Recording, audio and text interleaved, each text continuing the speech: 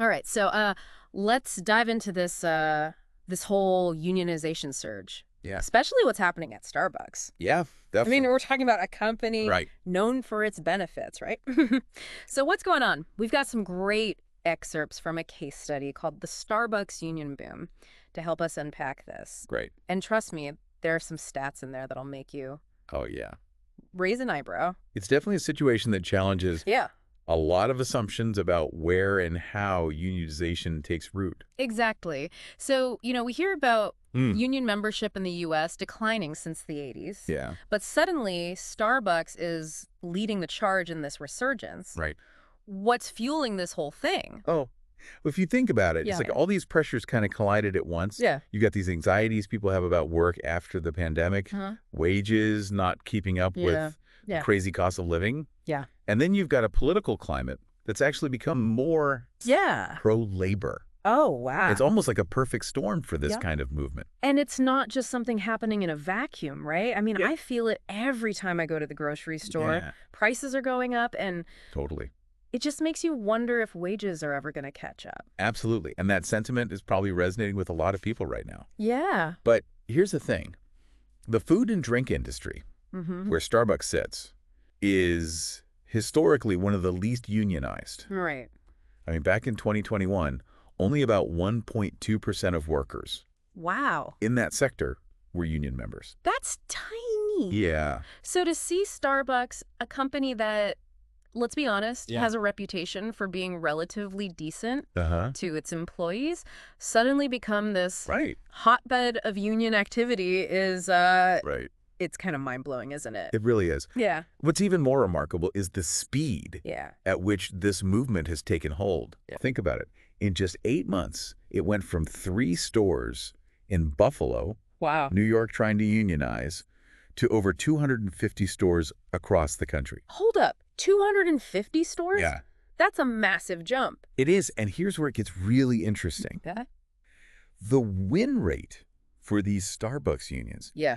is a staggering 83%. Wow. That kind of success rate is incredibly rare, Uh-huh. especially these days. Yeah. It makes you wonder what they're doing differently. Yeah, 83%, that's not just luck, right? So for those of us Yeah. who haven't been through this, Right. how does a Starbucks store actually unionize? Well, the process often starts with something called the National Labor Relations Board, Mm-hmm. or NLRB for short. Got it. Basically, at least 30% of the workers at a store have to sign cards Okay, so like a saying they want to hold a union election. concession. Yeah. Kind of. The NLRB then supervises an election Uh-huh. where the employees vote on whether to form a union All right. if they get a majority vote. Right. Boom. The union is certified, and they can start negotiating a contract Wow. with Starbucks. Sounds straightforward enough, but I bet there are a lot of hurdles along the way. Oh, absolutely. Yeah. For one thing, each Starbucks store has to negotiate its own contract. Oh, wow. They can't just create one blanket agreement for every location. I see. It's a much longer and more complex process than Yeah, what you might claim. think. I can imagine. And I'm guessing Starbucks isn't exactly thrilled about all of this, are they? Well, their public statements have mostly focused on Yeah. the improvements they're making for employees. Mhm. Things like better pay, benefits, Right. career growth opportunities. Yeah. But here's the interesting part. They're very careful Okay. never to explicitly mention the word union Wow. in any of their press releases. Almost like they're hoping if they don't say the word, it'll just Right. disappear. It does seem that way, doesn't it? Yeah. But the union is taking a much more direct approach.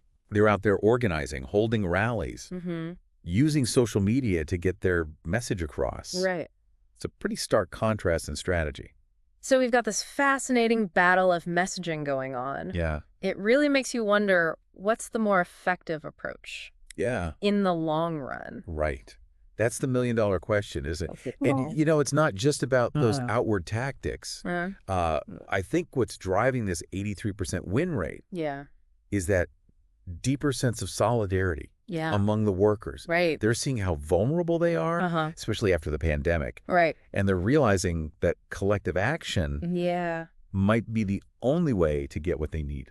That makes a lot of sense, and it makes you wonder, what are they actually asking for? Is it just about wages, or is there more to it? It's definitely more nuanced than that. Okay. While better pay is a big factor, Right. the case study highlights Yeah. how COVID-19 really impacted Yeah. working conditions at Starbucks. Uh-huh.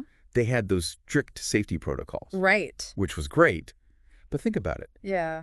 Baristas were often on the front lines, Yeah. dealing with customers who were Right. maybe not so happy about those rules. Uh-huh. It created a lot of Yeah. tension and stress. I can only imagine you're already dealing with the normal stress Yeah, of busy job, and then you add a global pandemic totally. and people's anxieties on top of that. Right. It must have been incredibly tough. It was. Huh? And I think that experience really pushed workers Yeah. to say, hey, we deserve better, even in a place like Starbucks. Right. And it's not just happening in isolation. Uh-huh. Successes in other industries Right. are giving these Starbucks workers a boost. I see. When you see other people winning, Yeah. it gives you the courage to fight for your own rights. It's like a domino effect. Yeah. You see someone else stand up and you realize, hey, I can do that too. Yeah. So we're seeing this wave at Starbucks, Huh. but we also can't ignore the elephant in the room, Amazon. Right. They've had some high-profile union battles going on, Yeah. and it seems like they're taking a very different approach compared to Starbucks. Oh, absolutely. Yeah. Amazon has been incredibly aggressive Mm-hmm. in their anti-union efforts. We're talking millions of dollars Wow. spent on consultants and legal battles Right. just to try and prevent unions from forming. Yeah, I've read about some of those tactics intimidating workers, Right. spreading misinformation about unions. Uh-huh. It doesn't exactly paint them in the best light, does it? It doesn't. Yeah. And it highlights that key question Right. we were talking about earlier. Right. Which approach is more sustainable in the long run? Right. Starbucks is trying to manage the situation, Yeah. address concerns, Mm. but still fight the union. Right. Amazon is just saying, nope, not happening. Yeah. Right. It really feels like a tale of two completely different philosophies Yeah. when it comes to labor relations. And it makes you wonder, what does this all mean for the future of work? Is this Starbucks thing just a blip on the radar? Or could it be something bigger? That's the question that keeps me up at night. Yeah. I mean, if this trend continues and all signs point to it doing just that, Right. we could see a pretty significant power shift Wow. between employers and employees. So you're saying this could be a turning point Yeah. for labor in America. I mean, unions have been losing ground for decades, but this feels different. Right. Like maybe the tide is starting to turn. It's certainly a possibility. Yeah. There's this new generation of workers Mm-hmm. who are more aware of their rights Right. and more willing to organize. And they're using social media and digital tools Yeah. in really savvy ways Right. to build momentum and put pressure on companies. You know, it's ironic, isn't it? Starbucks has spent years cultivating this image of being progressive and employee-friendly. Yeah. They call their employees partners, Right. offer decent benefits, and they've been vocal about social causes. And now they're facing this massive internal challenge Right. from their own workforce. It's definitely a PR nightmare for them. Yeah. And it'll be interesting to see how they navigate it. Right. Will they double down on their anti-union stance and risk alienating even more employees? Yeah. Or will they try to find a way to work with the union Right. and maybe set a new standard for the service industry? Wow. It's a tough spot to be in. Okay, so let's play this out for a second. Yep. Imagine this trend keeps growing. What kind of ripple effects could we see? Okay. How would this impact workers, consumers, and the economy as a whole? Well, for workers, a potential upside Yeah. is a rise in wages and benefits, as well as improved working conditions. Right. Historically, unions have played a crucial role in advocating for those things. And for consumers, could this mean higher prices? Yeah. If companies have to pay their employees more, Right. wouldn't they pass those costs along to us? It's possible, Okay. but not a guarantee. I see. Some companies might absorb some of those costs Right. by finding efficiencies elsewhere, Uh-huh. maybe even reducing executive compensation. That's a good point. Right. There are a lot of moving parts here. Yeah. What about the bigger economic picture?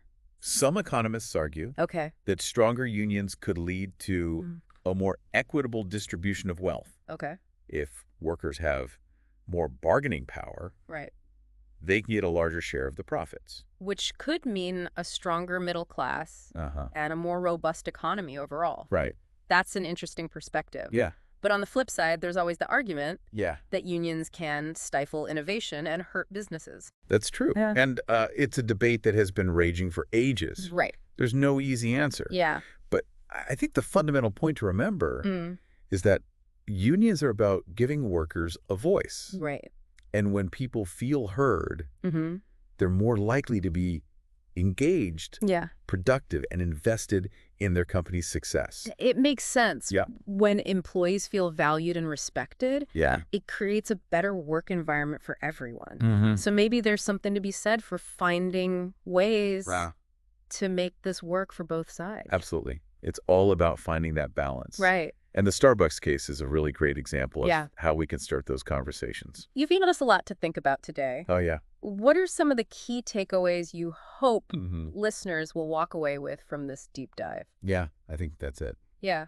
It feels like we're at this crossroads, and the decisions made today will shape the future of work. For all of us, it's not just about Starbucks. Right. This is about a bigger conversation we need to be having as a society. Exactly. And I think one of the most important takeaways here is that the labor landscape is shifting right before our eyes. Yeah. We're seeing this resurgence of union activity. And it's driven by all sorts of factors. Right. Economic anxiety. Yeah. A growing awareness of social issues. And a new generation of workers who aren't afraid to stand up for what they believe in. You're right. It's not just about wages anymore. It's about respect, dignity, having a voice in the decisions that affect your work life. Absolutely. And the Starbucks case really highlights the fact that no company is immune to these trends. Even a company with a good reputation for being progressive can suddenly find themselves facing this wave of unionization. It's a wake-up call in a way.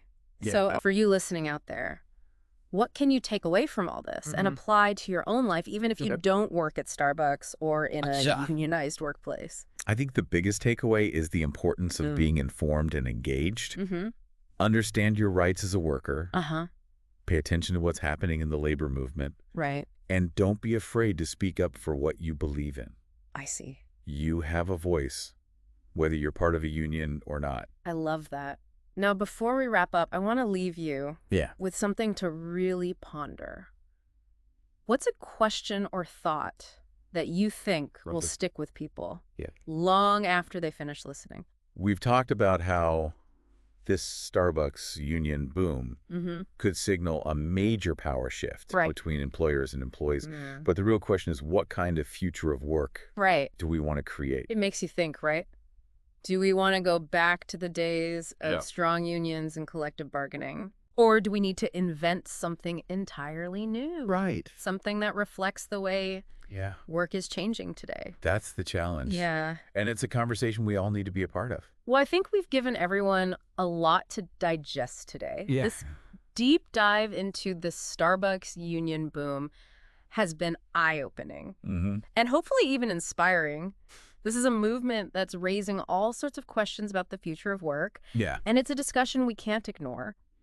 Absolutely. And for those who want to learn more, we'll have some Yeah. great resources in the show notes, like articles, documentaries, maybe even some podcasts you can check out. Right. And you can always go straight to the source. Yeah. That case study, the Starbucks union boom, has even more detail you can explore. Right. We'd love to hear your thoughts on all of this. Oh, yeah. So definitely drop a comment and tell us what stood out to you. Yeah. What questions are you still grappling with? It's a complex issue with no easy answers. Right. And the best way to learn is by sharing different perspectives and really challenging our own assumptions. All right, one last thought before we sign off. We've been talking about this at a national level, but let's zoom in for a second. Okay. Think about your own community, your own workplace, your own experiences. How are these trends playing out in your life? Are you seeing any signs of this new energy around labor rights? Yeah. Are people talking about unions? Are there issues you feel passionate about advocating for? Right. Because at the end of the day, this isn't just some abstract concept. This is about real people, real jobs, real lives. And the choices we make today will determine what the future of work looks like for all of us. So go out there. Stay curious. Keep learning. And keep the conversation going. Until next time.